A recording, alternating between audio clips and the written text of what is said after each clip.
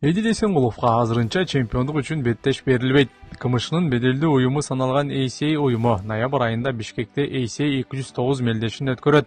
Мына ушул турнирде Кыргызстандын 3 мушкери чемпиондук үчүн күрөшөт деп күтүлгөн.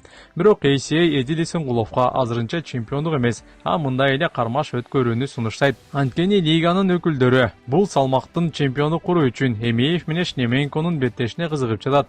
Аталган кармаш жылдын негизги окуясы катары 2026 жылдын аягындагы Москвадагы мелдеште уюштурулат. Белгилей кетсек, Эмеевдин кабыргасы сынган. Эгерде ал жыл аягына чейин жаракаттан калыбына келбесе, ордуна Эдил чыгат. Ал эми Эсенкулов Бишкектеги турнирде Руслан Шамилов менен кез келип калышы ыктымал. Эсенкуловдун рекорду 27 жеңиш, 6 жеңилүү. Ал акыркы 1 жылда 4 беттеш өткөрүп, 4 атаандашын тең мөөнөтүнөн мурда утуп бонус алып жатат. Атаандашы Шамиловдун рекорду 18 жеңиш, 5 жеңилүү.